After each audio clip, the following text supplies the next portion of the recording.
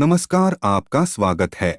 दोस्तों, प्राचीन काल से यह मान्यता है कि पशु पक्षियों के माध्यम से मनुष्य को भविष्य से जुड़े संकेत प्राप्त होते हैं। अचानक ही किसी पक्षी का घर में प्रवेश करना अथवा घर के सामने आकर बैठना भविष्य में आने वाली शुभ और अशुभ घड़ी का संकेत समझा जाता है। कौवा, चिड़िया, कबूतर आदि पक्षी अचानक ही घर के सामने आकर बोलने लगते हैं तो इसे कभी दुर्लक्ष्य नहीं करना चाहिए। इससे जुड़े संकेतों के बारे में हमारे शास्त्रों में बताया गया है। अचानक ही बहुत सारी चींटियां भी कहीं से निकलने लगती है अथवा घर की छत पर जमा हो जाती है तो शास्त्रों में इसे एक विशिष्ट संकेत कहा गया है। रात्रि के समय में भी मनुष्य को कुछ आवाजें सुनाई देती है जिन्हें संकेत ही समझना चाहिए।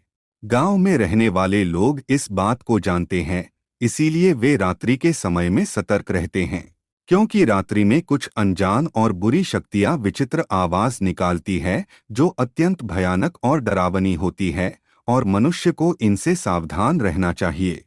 अगर आपको रात के समय में किसी पक्षी अथवा जानवर की आवाज अचानक से सुनाई देने लगे तो यह आपके लिए कोई संकेत हो सकता है। हमारे सभी शास्त्रों में ऐसे कई विशिष्ट प्रकार के संकेतों का वर्णन मिलता है। कुछ संकेत हमारे लिए शुभ होते हैं तो कुछ संकेत आने वाले संकट की ओर इशारा करते हैं।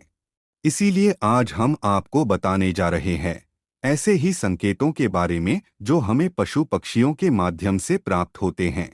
प्राचीन ऋषि मुनियों ने विविध ग्रंथों में इन संकेतों का और उनसे मिलने वाले शुभ अशुभ फलों का विस्तार से वर्णन किया है, जिसके बारे में आप सभी को पता होना चाहिए, ताकि जब आपको ऐसे संकेत मिले तो आप सावधान रहे। तो चलिए जान लेते हैं उन महत्वपूर्ण संकेतों के बारे में। सबसे पहला पक्षी है कबूतर। दोस्तों, कबूतर आप सभी ने अवश्य देखा होगा, ये हर स्थान पर पाया जाता है।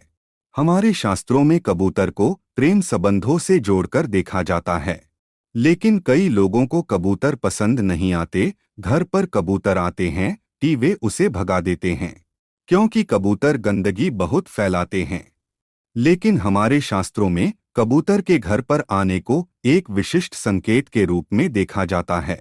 यदि कबूतर आपके घर के मुख्य द्वार पर बैठकर बोलता है तो आपको धन की प्राप्ति हो सकती है, लेकिन कबूतर का घोंसला अशुभ माना जाता है।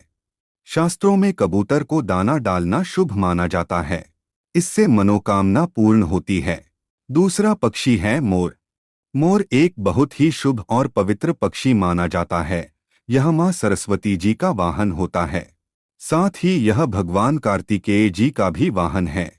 भगवान श्री कृष्ण भी अपने मुकुट में मोर का पंख धारण करते हैं, जिस कारण से यह पक्षी सभी के लिए पूजनीय है। यदि आपके घर पर कहीं से मोर आकर बैठ जाता है तो इसे शुभ संकेत समझना चाहिए। मोर के घर पर आने से उस घर का विकास होता है, उस घर के शत्रुओं का नाश होता है और घर में रहने वाले सदस्यों में प्रेम और विश्वास बढ़ता है। साथ ही मोर के दर्शन होना भी अत्यंत शुभ माना गया है। यदि आप किसी कार्य के लिए जा रहे हैं और आपको मोर के दर्शन हो जाएं, तो उस कार्य में सफलता मिलने की संभावना बढ़ जाती है। लेकिन ध्यान रहे, मोर को मारना बहुत बड़ा पाप माना जाता है। तीसरा पक्षी है चिड़िया। दोस्तों, यदि आपके घर पर चिड़िया आती है और घोंसला बनाने लगती है तो इसे शुभ संकेत समझना चाहिए। माना जाता है कि जिस घर में चिड़िया घोंसला बनाती है उस घर में धन संपत्ति आती है। यदि चिड़िया ने आपके शरीर पर अथवा खासकर आपके सिर पर बीट कर दिया तो यह बिल्कुल भी अशुभ नहीं होता है। यह तो किसी शुभ समाचार का संकेत होता है। आपको जल्दी ही कोई शुभ समाचार मिलने वाला है। घर में भी यदि कहीं भी चिड़िया बीट कर देती हैं तो यह भी बहुत अच्छा संकेत होता है। दोस्तों, चिड़िया बहुत ही डरपोक पक्षी होती है, वह जल्दी किसी के करीब नहीं जाती है। लेकिन यदि चिड़िया आपके आसपास या आपके घर में बिना किसी डर के आने जाने लगे तो समझिए कि आपके घर में बहुत ही शुभ और सकारात्मक ऊर्जा का संचार है। ऐसे घर में रहना बहुत ही शुभ होता है। यदि किसी दिन बहुत सारी चिड़िया आपके घर की छत पर आकर चहचहाने लगे तो समझिए कि आपके घर में कोई बहुत बड़ा शुभ प्रसंग होने वाला है, कोई खास समाचार मिलने वाला है अथवा किसी विशेष कार्य में सफलता मिलने वाली है। चौथा पक्षी है उल्लू। दोस्तों, उल्लू के विषय में कई ऐसी बातें और मान्यताएं हैं जो आज भी उसे शुभ और अशुभ के बीच में उलझाए रखती है। कई लोग उल्लू को अत्यंत शुभ मानते हैं, तो कुछ लोग ऐसे भी हैं जो उल्लू को अशुभ समझते हैं। दोस्तों, उल्लू एक निशाचर पक्षी है जो रात में जागता है और दिन में सोता है। असल में उल्लू की शरीर रचना और उसकी आवाज ऐसी होती है कि कोई भी उसे देखकर डर जाए। शायद इसी कारण से इसे देखना अपशकुन माना जाता है। उल्लू के मुंह से निकलने वाली ध्वनि रात के शांत वातावरण को डरावना बनाती है। उल्लू की आंखें बड़ी और बेहद डरावनी और इंसानों की तरह सामने की ओर होती है। कान भी बड़े होते हैं। चेहरा बादाम के आकार का होता है। उल्लू अपनी गर्दन और आंखों को चारों ओर घुमा सकता है। भयानक दिखने वाले इस पक्षी की आवाज भी बहुत भयानक होती है। ये हमेशा रात में ही चिल्लाते हैं और अपना शिकार करते हैं। इसलिए इनके भयानक रूप के कारण पुराने लोग इसे अशुभ मानते हैं। लेकिन दोस्तों, पुराणों में वर्णित एक कथा के अनुसार लक्ष्मी जी जब स्वर्ग से धरती पर आ रही थी तो उन्हें सबसे पहले प्राणियों में उल्लू ही दिखा था। चूंकि वह रात का समय था तो प्राणियों में उल्लू ही ऐसा था जो जाग रहा था। इसलिए उन्होंने उसी को अपना वाहन बना लिया। इसलिए उल्लू का दिखना या उसकी आवाज सुनाई देना अत्यंत शुभ माना जाता है। पश्चिम बंगाल, आसाम और ओडिशा में तो लक्ष्मी जी के साथ साथ उनके वाहन उल्लू की भी पूजा करने का रिवाज है। कई जगहों पर माना जाता है कि यदि किसी भी गर्भवती महिला को उल्लू दिख जाता है तो यह शुभ संकेत है, और यदि उसे उल्लू छू ले तो उसकी होने वाली संतान सौभाग्यशाली होती है।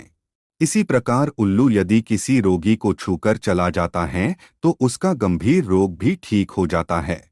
यदि कुछ आवश्यक कार्य जैसे नौकरी, परीक्षा आदि के लिए जा रहे हैं और उल्लू दिख जाएं तो यह भी शुभ माना जाता है।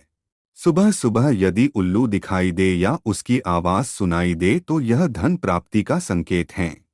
इसलिए उल्लू को या उसकी आवाज को कभी भी नजरअंदाज नहीं करना चाहिए।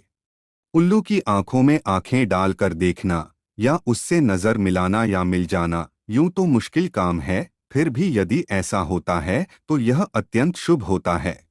समझ लीजिए कि आप पर धन की वर्षा होने वाली है। इसी प्रकार से कुछ लोग उल्लू का दिखना या उसकी आवाज सुनाई दे जाने को अपशकुन मानते हैं। चूंकि उल्लू की आंखों की विशेषता होती है कि वह एक ही समय पर एक आंख से एक दिशा में तथा दूसरी आंख से दूसरी दिशा में देख सकता है। इसीलिए यह कहा जाता है कि उल्लू यदि दाईं ओर देखकर बोलता है तो यह अशुभ होता है, जबकि यदि बाईं ओर देखकर बोलता है तो इसे शुभ माना जाता है। कहते हैं कि उल्लू जिस घर पर बैठ जाता है वो घर भी जल्दी ही बैठ जाता है, अर्थात बर्बाद हो जाता है। किसी घर पर उल्लू का लगातार बैठना या रोना उस घर और उसमें रहने वाले लोगों के लिए एक अपशकुन का संकेत माना जाता है। साथ ही वहां पर धन हानि या मृत्यु का भी अंदेशा रहता है। वैसे देखा जाए तो शुभ और अशुभ की बहस में उलझा यह पक्षी बहुत शांत होता है। किसानों के लिए तो यह वरदान ही होता है। यह चूहों और इसी तरह के जानवरों का शिकार करता है जो फसलों को नुकसान पहुंचाते हैं। परंतु अब यह भी संख्या में कम होते जा रहे हैं। तंत्र साधना में और विशेषकर दिवाली के अवसर पर लक्ष्मी जी को प्रसन्न करने के लिए बड़ी संख्या में इनकी बलि दी जाती है। इसके नाखून, बाल और पंखों को तांत्रिक क्रियाओं में उपयोग किया जाता है।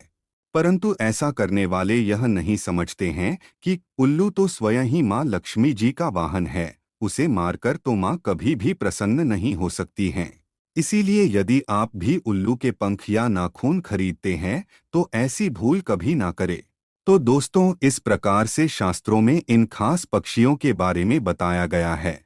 क्या आपके भी घर पर ऐसे पक्षी आते हैं? उम्मीद है आपको यह जानकारी अच्छी लगी होगी। वीडियो को लाइक जरूर करें, कमेंट में जय मां लक्ष्मी अवश्य लिखें। साथ ही चैनल को सब्सक्राइब करें। आप सभी का धन्यवाद।